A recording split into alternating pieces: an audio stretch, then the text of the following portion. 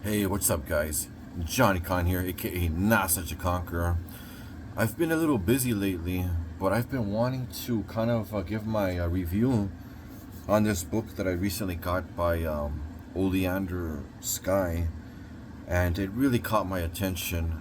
I saw my friend Lord Nocturnus do a quick look through on it or a review, and I'm all like, man, I gotta get that Grimoire. Specifically, I'm talking about the Black Grimoire of Diabolical Witchcraft. And I even got the hardcover version. I'm all like, what really got my attention was just the amount of sigils that the author put. And they're not really the traditional ones. For example, these are, she made these for Halphus and Malphus. And they're not really the traditional ones that you find like in the Goetic traditional books, but they work.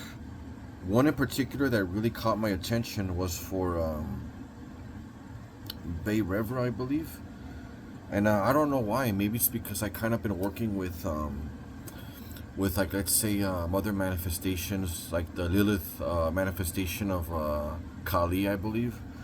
For some reason, Bay River just caught my attention.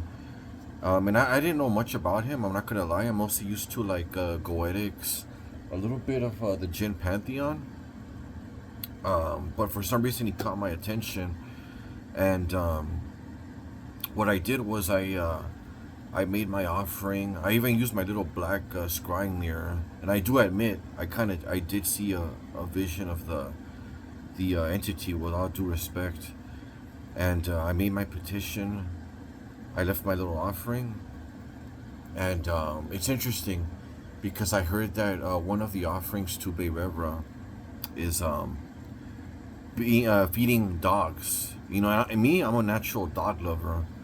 You know, I don't believe you gotta like be like, I'm a dog person, I'm a cat person. They're both beautiful creatures, but I don't see dogs a lot in my dreams. I mostly see cats, strangely enough. And the next day after I did my petition and my offering, I actually had a dream of a dog and a cat. You know, I always took seeing cats in my dreams as an omen to the other world. And it's interesting that I saw the dog and the cat in the same dream. I've been dreaming a lot about animals, but rarely dogs. And I took that as a good omen. Especially when we were all kind of like just chilling in peace. I took that as my petition being listened to. And it's interesting. I'm getting more into that pantheon, Hindu pantheon, Mesopotamian, other manifestations of Lilith or whatever, which that's another video.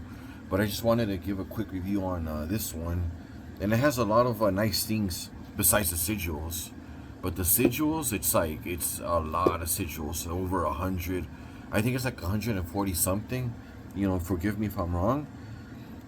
It does have other things like return to sender spells, um, like a dictionary of common occult terms.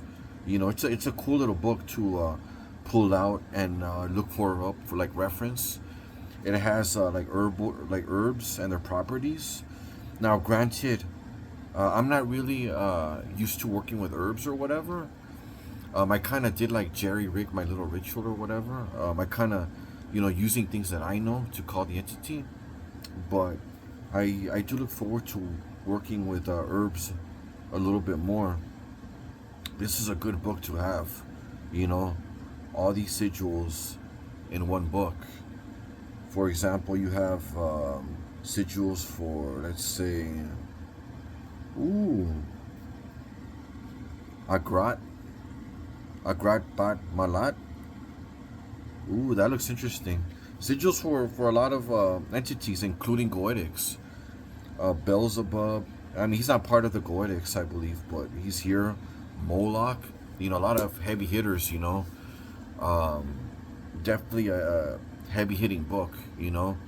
It's a really beautiful book. Once again, good work, Oleander Sky.